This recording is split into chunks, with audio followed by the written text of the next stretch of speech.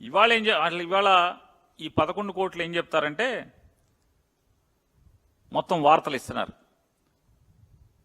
12 డబ్బాల్లో 12 అట్టపెట్టెల్లో 11 కోట్ల నగదు దొరికింది. ఆ నగదు 2004 జూన్లో దాచుకున్నాడంట రాజకేశిరెడ్డి. 2004 జూన్లో అట్టపెట్టెలో పెట్టి దాచుకున్నాడంట. 12 అట్టపెట్టెల్లో 11 కోట్లు అక్కడ దాచుకున్నాడంట.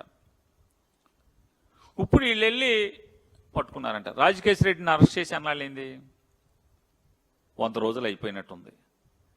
100 రోజుల క్రితం రాజకేశిరెడ్డిని అరెస్ట్ చేసినప్పుడు ఏం చెప్పారు? రాజకేశిరెడ్డి అరెస్టు ఏబిఎన్ కలుగు నుంచి బయటకు వచ్చిన లిక్కర్ డాన్, గోవా నుంచి విమానంలో హైదరాబాద్కు, అటు నుంచి చెన్నైకి వెళ్లాలని పథకం, రాజ్ ఎత్తుకు సిట్టు చెక్కు, వైసీపీ వాళ్ళ మధ్య బేరాలేసి తప్పించుకుని తిరుగుతున్న ఆయన ఎత్తు చిత్తు చేశారంట పోలీసులు.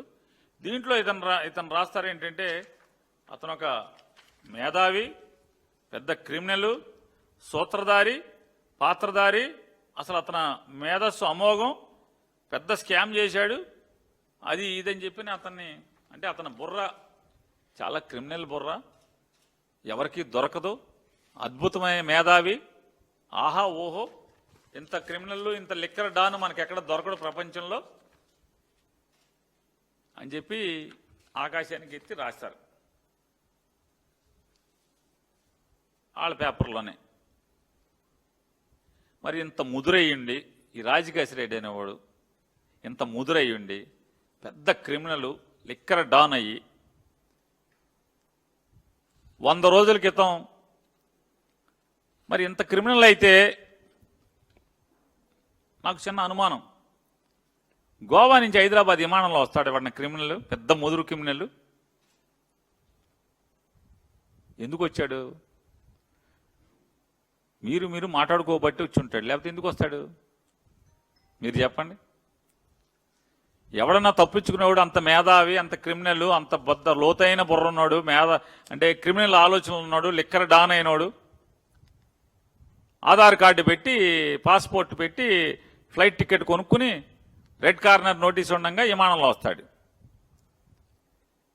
మీరు సొద చెప్పాలి, పోలీసు ఆహా ఓహో ఎత్తుకు పై ఎత్తు చిత్తులు మీరు రాయాలి, మీరు నమ్మాలి. ప్రజలు ఆలోచించండి ఒకసారి. ఇతను పెద్ద క్రిమినల్ అంటున్నారు, బుర్ర పాదరసం అంటున్నారు, లిక్కర్ డాన్ అంటున్నారు, 1,00,000 కోట్లు ఎత్తేసాడు ఇతను అంటున్నారు. ఇంత ముదురంట గోవా నుంచి విమానం ఆధార్ కార్డు పెట్టి పాస్పోర్ట్ పెట్టి టికెట్ కొని హైదరాబాద్ వచ్చాడు, మేము చిత్తు చేసి పట్టుకున్నాం పారిపోతుంటే విదేశాలకని.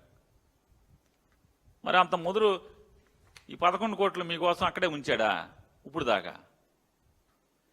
ఇవాళ ఏంటంటే ఏ డబ్బు దొరికినా, ఎక్కడ ఎవరి దగ్గర ఏ డబ్బు దొరికినా, ఎందుకంటే సంవత్సర కాలంగా ఎక్కడా దీనికి ఆధారాలు దొరికిన పరిస్థితులు లేవు ఎక్కడా కూడా.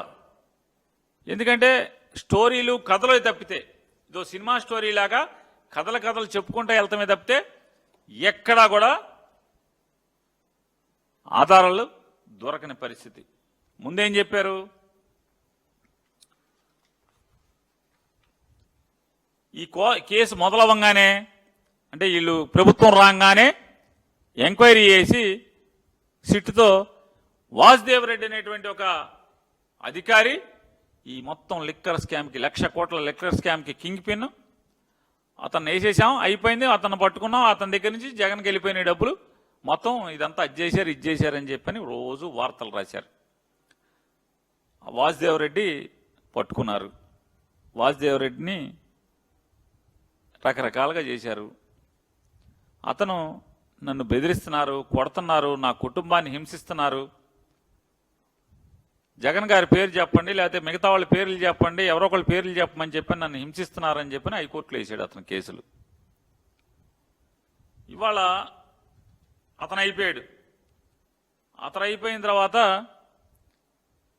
విజయసాయిరెడ్డి పేరు చెప్పారు. అబ్బో అసలు ఆహా మొత్తం దీనంతటికి వెనకాల విజయసాయిరెడ్డే కథ, కమామిషు, అది అన్నారు, ఇది అన్నారు, అయ్యి అన్నారు. వాసుదేవరెడ్డి అయిపోయింది, బెయిల్ మీద వెళ్ళిపోయాడు, రిలీవ్ చేశారు డిపార్ట్మెంట్ ప్రభుత్వం నుంచి. మీరు విజయసాయిరెడ్డి అన్నారు. అసలు మొత్తం విజయసాయిరెడ్డి కనుసన్నలో నడిచింది మొత్తం అంతా కూడా సాయిరెడ్డి సాయిరెడ్డి సాయిరెడ్డి అన్నారు. సాయిరెడ్డి గారు మాయమైపోయాడు. ఏమయ్యాడు అంటే మీకు అనుకూలంగా వెళ్ళిపోయాడు. ఆయన అమాయకుడు అయిపోయాడు. వాసుదేవరెడ్డి అమాయకుడు అయిపోయాడు. సాయిరెడ్డి గారు అమాయకుడు అయిపోయాడు. రాజకేశ్రెడ్డి వచ్చాడు. రాజకేశ్రెడ్డి ఆహా ఓహో అన్నారు, ఓ మేధావు అన్నారు, క్రిమినల్ అన్నారు, మొత్తం అదన్నారు ఇదన్నారు.